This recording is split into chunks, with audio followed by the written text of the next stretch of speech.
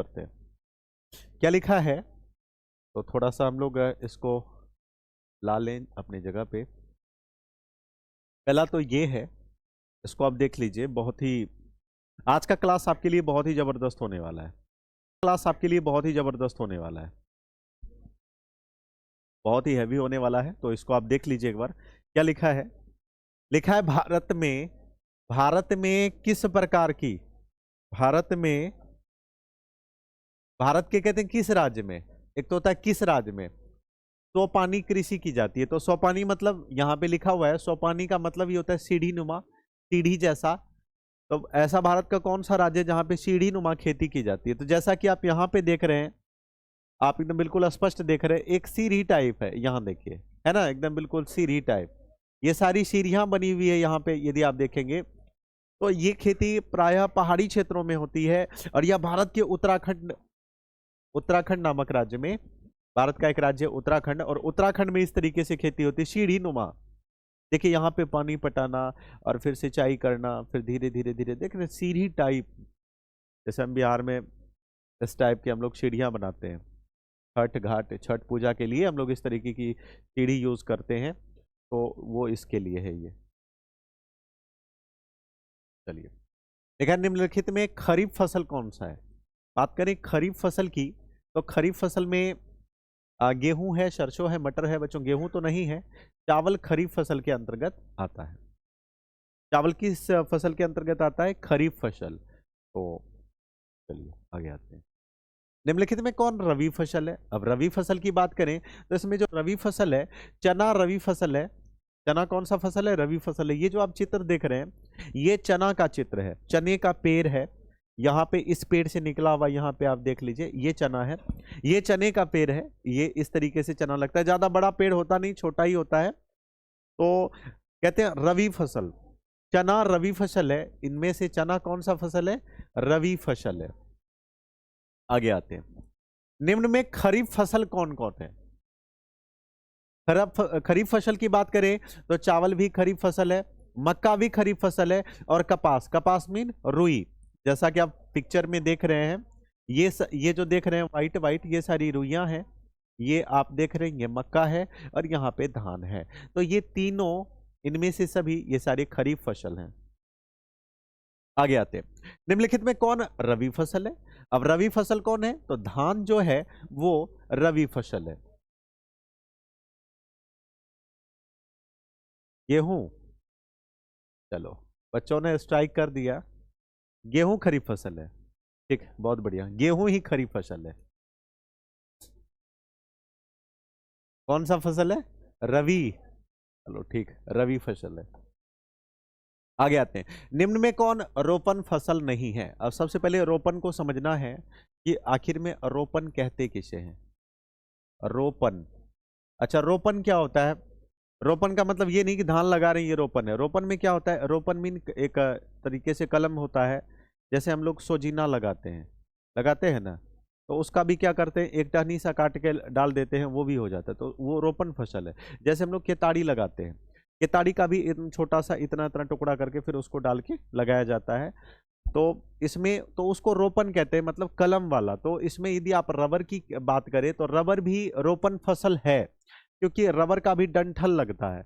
और गन्ना भी खरीफ फसल, सॉरी रोपन फसल है। क्यों? क्योंकि गन्ना का भी डंठल ही लगता है। और धान, चाय की बात करें तो ये भी वही खरीफ, ये रोपन फसल है, क्योंकि इसका भी कहीं ना कहीं डंठल लगता है। लेकिन जो धान होता है ना, इनमें से धान, धान धान का डंठल नहीं लगता, इसका पेड़ ही लगाया जाता है। इसकी और अन्य विधि होती है, जिस तरीके से आप देख रहे हैं। ये धान को किस तरीके से, सबसे पहले तो धान डाला जाता है और इसमें पानी डाला जाता है, इसको किस तरीके से ये उगाया जा रहा है, उसके बाद फिर धान को ऐसे लगाया जाता है। तो धान इसमें से जो है वो रोपन फसल नहीं है। ठीक है, आगे आते हैं।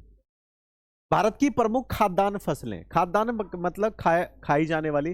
भारत में मुझे लग रहा है कि यदि सब दिन रोटी खिलाई जाए तो मुझे लग रहा है दिवाकर जी, आपकी स्थिति खराब हो जाएगी। आप डेली रोटी नहीं खा सकते। क्या कोई खा सकेगा? है, डेली रोटी खा लेगा? अरे रोटी डेली ये खाता है, लेकिन चावल भी होना चाहिए, चावल कंपलसरी है। उसके साथ यदि सुबह चावल ना मिले ना, परसों हम लोग दूसरे के यहाँ पहुंच जाते हैं मांगने के लिए। तो इसमें से कहते हैं जो भारत की जो प्रमुख खाद्यान्न, मतलब खाने वाला जो अन्न है प्रमुख। हालांकि खाया तो गेहूं भी जाता है, खाया मकई भी जाता है, खाया जौ भी जाता है और खाया धान भी जाता है, लेकिन बात खाने वाली नहीं, यहां प्रमुख की बात आई है। प्रमुख कौन है? तो प्रमुख की बात करें तो चावल, जिसको हम लोग धान कह देते हैं क्योंकि धान से ही चावल निकलता है, ये भारत की प्रमुख खाद्यान्न फसल है धान। आगे आते हैं, चावल क्या है? अब चावल क्या है? अब जैसे यहां पे आप जितनी भी चीजें देख रहे हैं, अब चावल पूछा है खरीफ फसल है, रबी फसल है, जायद है, या इनमें से कोई नहीं, ये पूछा है। तो जैसा कि आप पिक्चर में देख रहे हैं, पिक्चर में जितनी भी चीजें हैं ये सारे किस फसल के उदाहरण हैं? ये सारे खरीफ फसल के एग्जाम्पल है। तो चावल ही खरीफ फसल है। आगे आते हैं, गेहूं कौन सा फसल है? गेहूं रबी फसल है। तो दाल तो फसल ही है, लेकिन कहते हैं दाल किस पौष्टिक अंश का, जो अपने पास यहाँ सवाल है कि दाल किस पौष्टिक अंश का, किस पौष्टिक अंश का स्रोत है, मतलब दाल खाने से हमें क्या मिलता है? तो दाल खाने से हमें प्रोटीन मिलता है। तो वैसे सबको दाल खानी चाहिए। दाल खाने से हमें क्या प्राप्त होता है? प्रोटीन। ये सारे दाल हैं, जैसे ये मूंग का दाल है, ये तरह तरह के दाल हैं। तो जैसा कि आप पिक्चर में देख रहे हैं, दाल खाने से प्रोटीन होता है। दाल सबको खानी चाहिए, हमारे शरीर के लिए प्रोटीन बहुत जरूरी है। चलिए आते हैं, इनमें से कौन, अगला क्वेश्चन है, इनमें से कौन रेशेदार फसल नहीं है, जिसमें रेशा नहीं होता? आप देखेंगे कपास, कपास मीन रुई में भी रेशा होता है और जूट में भी रेशा होता है। सन जो होता है जिसको पटवा से निकाला जाता है, उसमें भी रेशा होता है। लेकिन गन्ना तो लाठी है। देखिए यहाँ गन्ना क्या है? यह तो एक लाठी जैसा है, एकदम बिल्कुल हार्ड होता है। तो इसमें जो गन्ना है वह रेशेदार फसल नहीं है। अगला क्वेश्चन आता है, आगे का जो क्वेश्चन है, लिखा है कि ऑपरेशन फ्लड से क्या तात्पर्य है? तो ऑपरेशन फ्लड का जो तात्पर्य है, यह डेयरी विकास से है। हम डेयरी का विकास करें तो डेयरी के विकास से का संबंध है। ठीक है, ऑपरेशन फ्लड डेयरी विकास से संबंधित है। किससे संबंधित है? डेयरी विकास से। जैसा कि आप देख रहे हैं, ये सारी अभी कुछ गाय हैं घास खा रही है, डेयरी में ऐसा होता है। ये सारे इंस्ट्रूमेंट लगे हुए हैं। चलिए आगे आते हैं, ऑपरेशन फ्लड का दूसरा नाम क्या है? तो चूंकि ऑपरेशन फ्लड, आखिर में हम डेयरी का विकास क्यों करते हैं, जानना ये है। डेयरी का विकास क्यों जरूरी है? डेयरी का विकास इसीलिए जरूरी ताकि दूध हो सके। दूध होता है उजला, दूध कैसा है? उजला। तो ऑपरेशन फ्लड का जो संबंध है, इसका दूसरा नाम श्वेत क्रांति है। ऑपरेशन फ्लड का दूसरा नाम क्या है? श्वेत क्रांति। आगे आते हैं, देखा निम्नलिखित उद्योगों में कौन सी कृषि पर आधारित नहीं है? तो चूंकि सीमेंट जो होता है किसका? सीमेंट, इसमें जो सीमेंट है, सीमेंट चूना पत्थर का एक भाग है। चूना पत्थर से चूंकि सीमेंट को बनाया जाता है, तो ये सूती वस्त्र, ये तो इसका तो उद्योग होता है। चीनी का भी फसल खेती की जाती है, जूट की भी खेती की जाती है, लेकिन सीमेंट की खेती नहीं की जाती है, वो चूना पत्थर से बनाए जाते हैं। तो हमारा जो ऑप्शन होगा, राइट ऑप्शन, वो बी होगा। आगे आते हैं, निम्नलिखित में कौन छोटे पैमाने का उद्योग है? खिलौना उद्योग। चीनी उद्योग, कागज उद्योग, विद्युत उपकरण उद्योग, ये बहुत बड़े पैमाने का उद्योग होता है, लेकिन खिलौना जो इसमें है वो छोटे कद का, छोटे पैमाने का उद्योग है।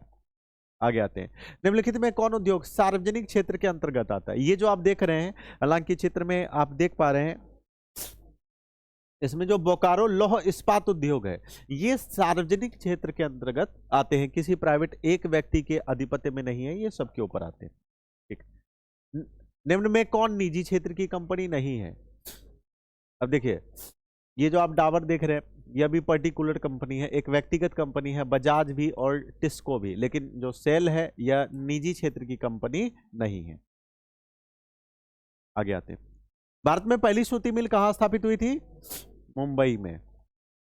अगला, मुंबई में सूती कपड़ा मिल किस वर्ष स्थापित हुआ? 1854 ईस्वी में। आगे आते हैं, इनमें कौन उपभोक्ता उद्योग है? उपभोक्ता में समझते हैं, उपभोक्ता में क्या? उपभोग करने वाला, सामान को उपयोग। क्या पेट्रोल पीता है कोई? लोहा खा रहा है? नहीं। चीनी, ये तो उपभोक्ता उद्योग है चीनी। भारत में सबसे पहले स्थापित लौह इस्पात कंपनी निम्नलिखित में कौन है? सबसे पहले भारत में जो कंपनी बनी थी, टाटा लौह इस्पात कंपनी 1907 ईस्वी में बनी थी। आगे आते हैं, जमशेदपुर, जमशेदपुर, दुर्गापुर, भिलाई और सलेम किस उद्योग के केंद्र हैं? सब में आयरन और स्टील बनाए जाते हैं, तो इसी का कहते हैं उद्योग केंद्र है। आगे आते हैं, Tata iron and steel company की स्थापना कब होती? 1907 ईस्वी में। बोकारो लौह इस्पात संयंत्र की स्थापना किस देश की सहायता से हुई थी? बोकारो में जो लौह इस्पात संयंत्र बना था, ये रूस ने सपोर्ट किया था, सहायता दिया था, तब जाके बन पाया था। आगे आते हैं, दुर्गापुर स्टील प्लांट किस राज्य में अवस्थित है? ये जो प्लांट देख रहे हैं, यह दुर्गापुर का प्लांट है, यह स्टील प्लांट है। ये जो आप चित्र में देख रहे हैं, ये दुर्गापुर का स्टील प्लांट है। दुर्गापुर स्टील प्लांट कहाँ है? दुर्गापुर, दुर्गापुर है पश्चिम बंगाल में। राउरकेला, राउरकेला लौह इस्पात उद्योग, तो राउरकेला की बात करें, राउरकेला कहाँ है? उड़ीसा में, राउरकेला उड़ीसा। आगे आते हैं, एल्युमिनियम बनाने में किस खनिज का उपयोग होता है? किस खनिज का? बॉक्साइड, बॉक्साइड का होता है। सीमेंट उद्योग का प्रमुख कच्चा माल क्या है? चूना पत्थर, प्रमुख कच्चा माल है चूना पत्थर। आगे आते हैं, नेपानगर, नेपानगर अखबारी कागज के लिए, किसके लिए? अखबारी कागज के लिए नेपानगर प्रसिद्ध है। आगे आते हैं, निम्न में कौन बहुराष्ट्रीय कंपनी है? तो सभी, फोर्ड भी है चूंकि अमेरिकी की कंपनी है, सैमसंग, कोको कोला, ये सारी बहुराष्ट्रीय कंपनी है जिसका बिजनेस बहुत सारे देशों में है, तो इनमें से सभी हम ऑप्शन नंबर डी सही मारेंगे। निम्न में कौन विदेशी ब्रांड नहीं है?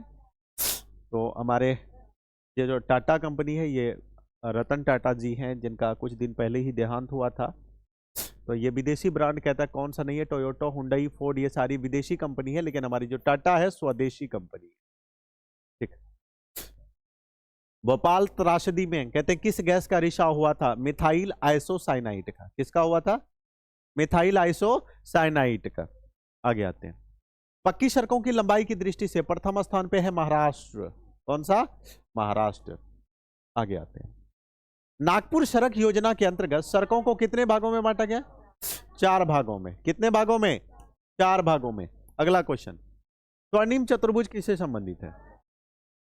किससे? मांगन जी सही है, सड़क मार्ग से। चलिए ठीक, बहुत बढ़िया, सड़क मार्ग से। रेल मार्गों की कुल लंबाई की दृष्टि से सबसे बड़ा रेलवे जोन है? उत्तरी रेलवे क्षेत्र। पूर्व मध्य रेलवे का मुख्यालय कहाँ है? हाजीपुर। पूर्व मध्य रेलवे का मुख्यालय है हाजीपुर। कोंकण रेलवे किस मार्ग कहते हैं? कोंकण रेलवे मार्ग किस पर्वत श्रृंखला से होकर गुजरती है? तो पश्चिमी घाटी से। किस घाटी से? पश्चिमी घाटी पर्वत श्रृंखला से होकर कोंकण रेलवे मार्ग गुजरती है। आगे मेट्रो रेल सेवा कहाँ उपलब्ध है? दिल्ली में। मेट्रो रेल सेवा कहाँ उपलब्ध है? दिल्ली में। आगे आते हैं, डेक्कन ओडिसी, डेक्कन ओडिसी रेल गाड़ी कहते हैं किस राज्य में चलती है? तो ये महाराष्ट्र में चलती है। किस राज्य में चलती है? महाराष्ट्र में। भारतीय अंतर्देशीय जलमार्ग प्राधिकरण का गठन कब होता है? कब होता है? भारतीय अंतर्देशीय जलमार्ग प्राधिकरण का जो गठन हुआ था 1986 में हुआ था। अगला क्वेश्चन लेते हैं, भारत की सबसे बड़ी बंदरगाह। अच्छा, ये देखना है, ये जो आप देख रहे हैं ये बंदरगाह है। अच्छा, बंदरगाह किसे कहते हैं? जैसे स्टेशन होता है ना, ट्रेन लगती है स्टेशन पे, अब बस स्टैंड में बस लगती है, ठीक उसी प्रकार बंदरगाह में जहाज लगते हैं। जहाजों का वो स्टेशन सा है, उसको बंदरगाह बोलते हैं। और भारत की जो सबसे बड़ी बंदरगाह है वो मुंबई की बंदरगाह सबसे बड़ी है। आगे आते हैं, निम्नांकित में कौन संचार सेवा का अंग है? सभी, समाचार पत्र भी है, टेलीफोन भी है, टेलीविजन भी है, इनमें से सभी जो है वो संचार सेवाओं का अंग है। आगे आते हैं, भारतीय डाक विभाग की स्थापना हुई थी 1854। देश में कितने विशेष आर्थिक क्षेत्र है? कितने हैं? 7। एशिया का पहला निर्यात संवर्धन क्षेत्र कहां बना? एशिया का सबसे पहला जो निर्यात संवर्धन क्षेत्र स्थापित हुआ था वो भारत में स्थापित हुआ था। आगे आते हैं, भारत का पहला निर्यात संवर्धन क्षेत्र कहते हैं कहां स्थापित हुआ? तो भारत में सबसे पहले कांडला में बना था। एशिया में सबसे पहले भारत में, और भारत में सबसे पहले कांडला में। कांडला विशेष आर्थिक क्षेत्र कहां है? कांडला गुजरात में है। आगे आते हैं, किस देश की सीमा बिहार से जुड़ी है? बात करें किस देश की सीमा बिहार से जुड़ी है। ये जो फोटो देख रहे हैं, मैं खुद गया था वहां पे और मैं वैसे जाता ही रहता हूँ। ये जो आप देख रहे हैं ये नेपाल का बॉर्डर है, और यहाँ पे जो लिखा है भारत में आपका स्वागत है, उधर वो जो बसें जा रही है उधर भारत है। ये जो आप पुल देख रहे हैं, पुल के उस साइड में भारत है उधर, और इस साइड में नेपाल है। और वह जो जिला है वह मधुबनी जिला है। कौन सा जिला है? मधुबनी। तो कहते हैं कि किस देश की सीमा बिहार से जुड़ी है? तो नेपाल की सीमा बिहार से जुड़ी है। बिहार में कितने प्रमंडल हैं? बिहार में कितने प्रमंडल? 9 प्रमंडल हैं। आगे आते हैं। तिरहुत प्रमंडल का मुख्यालय कहाँ है? मुजफ्फरपुर। कहाँ है? आगे आते हैं। बिहार में कितने जिले? 38। आगे आते हैं। बिहार में प्राय कैसी मिट्टी पाई जाती है? जलोढ़ मिट्टी पाई जाती है। बिहार में सबसे कम वर्षा वाला क्षेत्र कौन सा है? बक्सर। आगे, बिहार संपन्न है, किसके लिए संपन्न है? देख लीजिए, खेती के लिए। बिहार कृषि के लिए ही संपन्न है। अरे तो लोग फोटो देखता है? फोटो देख के हंसने लगोगे? काफी दुख की बात है, ऐसा नहीं होना चाहिए। बिहार में कितने प्रतिशत क्षेत्र में खेती की जाती है? आगे, लीची उत्पादन के लिए बिहार का कौन सा 2 जिला प्रसिद्ध है? मुजफ्फरपुर और वैशाली। मुजफ्फरपुर और वैशाली, ये बिहार का 2 ऐसा जिला है, मुजफ्फरपुर और वैशाली जिला, जो लीची के लिए प्रसिद्ध है। किसके लिए? किसके लिए? लीची के लिए। बिहार में नहरों द्वारा सर्वाधिक सिंचाई किस जिला में होती है? रोहतास में। किस जिले में? ये देखिए नहर ही है, और नहर से पानी ऐसे करके ये सेट करके अपने खेतों में ले जाया जा रहा है। ये भी आप देख रहे हैं, ये भी नहर ही है, नहर द्वारा पानी ले जाया जा रहा है। बिहार की किस नदी पर नदी घाटी परियोजना नहीं है? पुनपुन पे नहीं है, बाकी तीनों पे है, एक पुनपुन पे नहीं है। बिहार की किस नदी की उत्पत्ति अमरकंटक से होती है? सोन नदी। ये नदी है और उसकी उत्पत्ति कहां होती है? अमरकंटक से। गंडक परियोजना है कहां है? वाल्मीकि नगर में। किस नगर में? निम्नलिखित में नदियों में किसे बिहार का शो कहा जाता है? कोसी। ये जो आप फिगर देख रहे हैं ये कुर्सेला पुल का है ये, और ये इधर से ये रेलवे पुल है, और ये बस का पुल है। ये सारा ये मीटर लगा हुआ है, ये रहता है बाढ़ मापने के लिए, ये लगाया जाता है। आगे आते हैं। बिहार में वन क्षेत्र का सर्वाधिक विस्तार किस जिले में है? सबसे अधिक कैमूर में वन है। वन सबसे ज्यादा कहां है? कैमूर में। आगे आते हैं।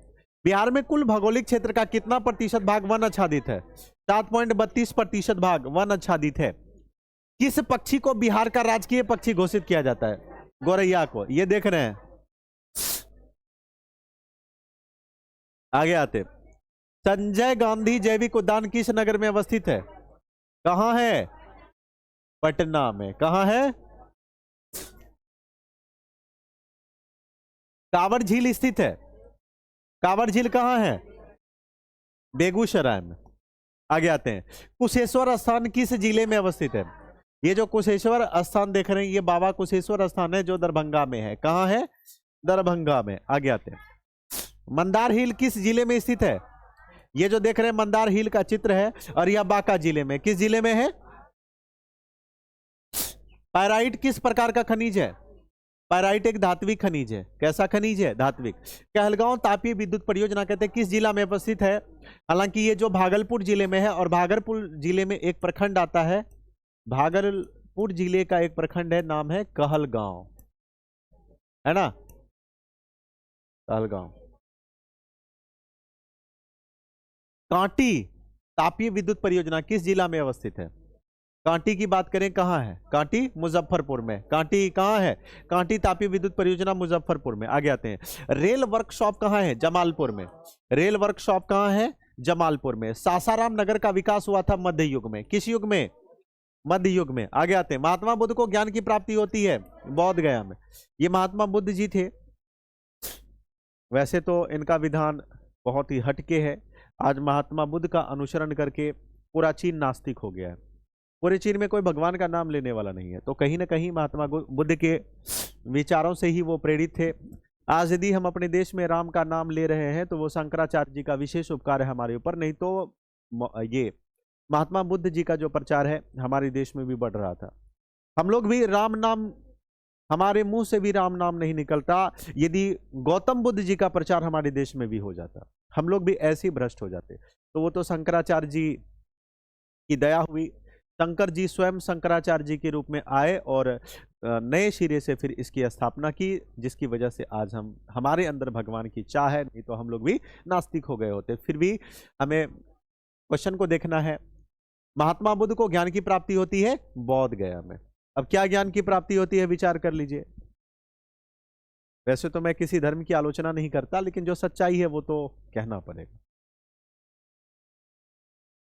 सिखों के 10वें और अंतिम गुरु गोविंद सिंह जी का जो जन्म हुआ था, ये जो चित्र देख रहे हैं ये गुरु गोविंद सिंह जी का चित्र है, और इनका जन्म हुआ था पटना में। कहां हुआ था? पटना में। आगे आते हैं। तख्त श्री हरमंद साहिब कहां स्थित है? पटना में। कहां है? पटना में। आगे आते हैं। पटना में गोलघर किस उद्देश्य बनाया गया? लगा सैनिक रखने के लिए, या अस्त्र शस्त्र रखने के लिए, या पूजा करने के लिए? नहीं, अनाज रखने के लिए। गोलघर थोड़ा ज्यादा अनाज हटे इसीलिए रखा। ये गोलघर का चित्र है। ये बहुत सारे लोग, ये जो पर्यटक लोग होते हैं, ये घूमने जाते हैं। ये गोलघर पटना में है। आप भी यदि कभी जाना चाहें तो जा सकते हैं। गोलघर का निर्माण कब होता है? 1700।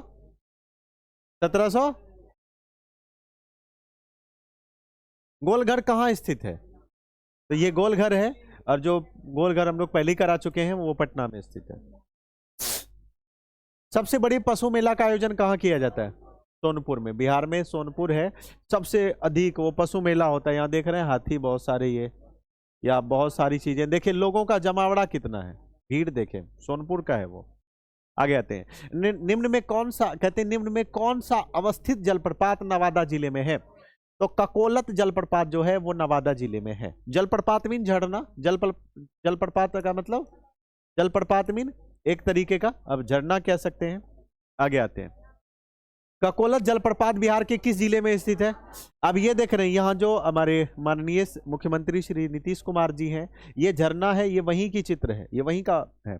कहाँ का? नवादा का, क्योंकि वो जो ये ककोलत जलप्रपात है और जो नवादा जिले में है। आगे आते हैं। बिहार की पहली रेल लाइन जो थी वो ईस्ट इंडिया रेल लाइन थी। बिहार की सबसे पहली, बिहार की जो रेल लाइन देख रहे हैं, यह रेल लाइन कहते हैं सबसे पहली जो रेल लाइन थी वो ईस्ट इंडिया रेल लाइन थी।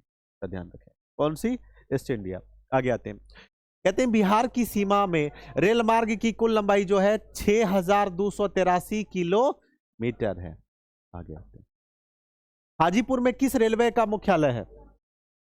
पूर्व मध्य रेलवे। पूर्व मध्य, पूमडे, ऐसे रेल में लिखा रहता है। आप देखेंगे ट्रेन में शॉर्ट ही लिखा रहता है, पूमरे, ऐसे लिखा रहता है। तो इसका मुख्यालय कहाँ है? हाजीपुर। कहाँ है?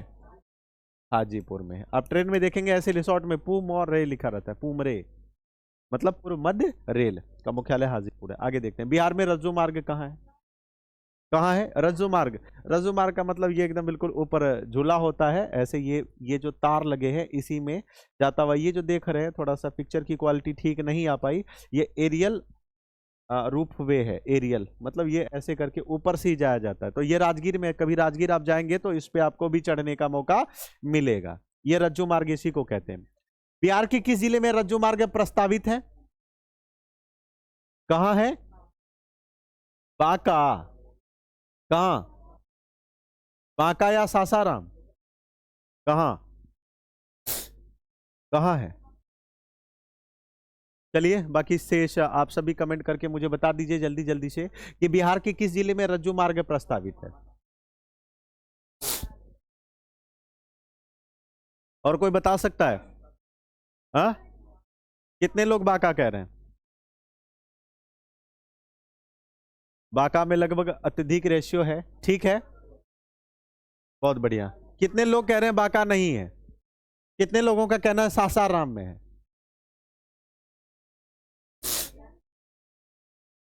ठीक है, इसको देख लेते हैं। बाकी शेष आप लोग कमेंट करके बता दें, उसको मैंने छोड़ दिया। 2001 में बिहार की कुल जनसंख्या कितनी थी? 8 करोड़ से अधिक। आगे आते हैं। बिहार में सबसे अधिक जनसंख्या किस जिले में? पटना में सबसे अधिक है। और बिहार का सबसे बड़ा नगर है पटना। बिहार का सबसे बड़ा नगर पटना है। तो ये आज के थे 92 क्वेश्चन आज। और है एक और बचा हुआ है। 2001 की जनगणना के अनुसार बिहार की नगरीय आबादी कितने?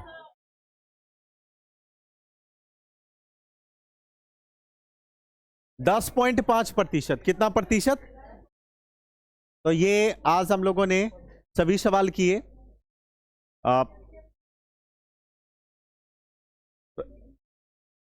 अब इसी तरीके से हमारे YouTube चैनल पे ऐसे ही डेली हमारे 2 चैनल हैं, एसएससी कंसेप्ट क्लियर और एसएससीसी मैथ, या फिर हमारे फेसबुक पेज पे भी एसएससीसी मैथ या एसएससी कंसेप्ट क्लियर पे, वहां भी ये वीडियो आपको मिल जाएगा, आप वहां भी देख सकते हैं इसको।